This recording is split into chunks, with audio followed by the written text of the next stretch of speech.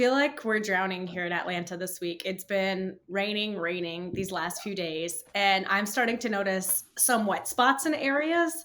And I'm sitting here thinking, is this something that I could buy and remedy with plants? So, like, what are some plants that I should be thinking about that will take up a lot of water? Or do I just need to dig in some drainage? Like, what are your thoughts? Is it like close to your house though? No, it's like a between a fence and a driveway area where it's just kind of dipping. Like maybe I could just add a bunch of sand. Are they flagging? Like, are they showing yellow? Is any of the plants in there like telling you that they're not happy? There's no plants there right now. Oh, no. Shockingly. Okay. Oh, then definitely start with lots of plants. Shocking. So there are some areas that don't have as many plants. Would you have room for like a crepe myrtle? Like willow. Well, I was gonna say, I'm very careful with crepe myrtles. Yeah. Okay. Yeah, I know. Have you like thought about like doing like a perennial combo with like, rushes just to take up the water, but then like maybe put like irises in between? Like there's a lot of like irises that really do well in that soggy kind of environment.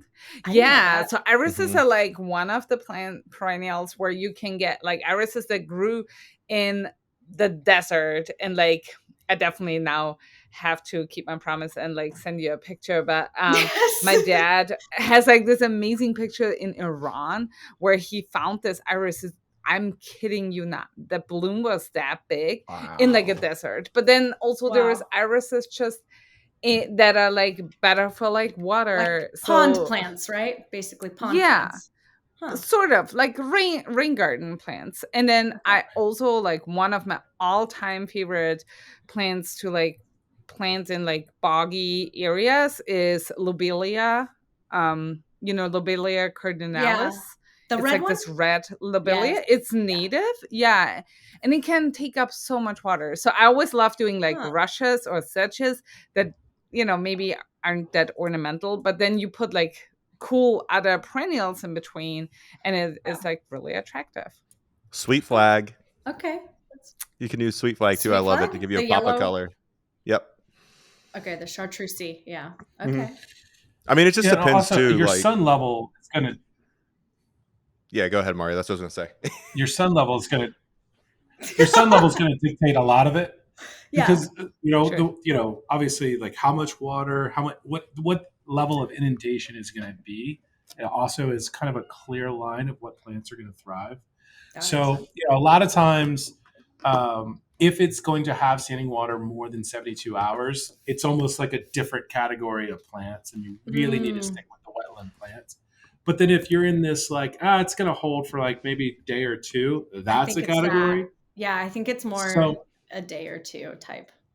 So that's even a day or two can really kind of do some damage. And then, sun level. So is it partial, full, or full shade?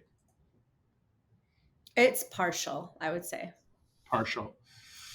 And then, if you do another layer to that is like, this is the layers that I kind of look at it. It's like, do you want it to be native? Do you want it to be non-native? And if you say non-native, everybody attack her. I know. Yeah.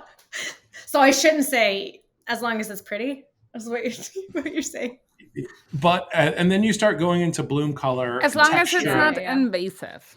Yes, that too. As long as it's not invasive, for sure. Yeah. It's all native to Pangea, right? Yes. Anyway, so as I kind of go through those layers, I think having that combination of different colors and textures and whatever, but a lot of times I like to play with in the soil permatil.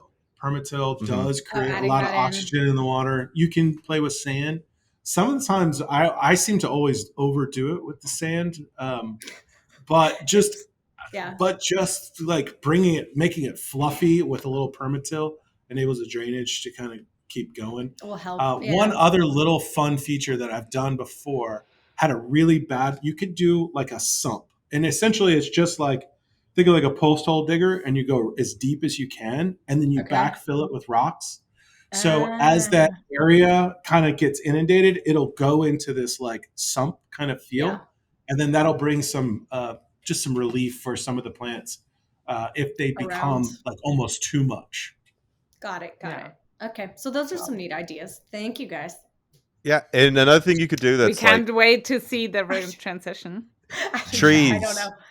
Trees. If you have room, if you have room for trees, trees are going to really help dry up a spot that's wet because they just take up so much water. And not necessarily weeping willows, because if you have pipes, weeping willows are not good in concrete.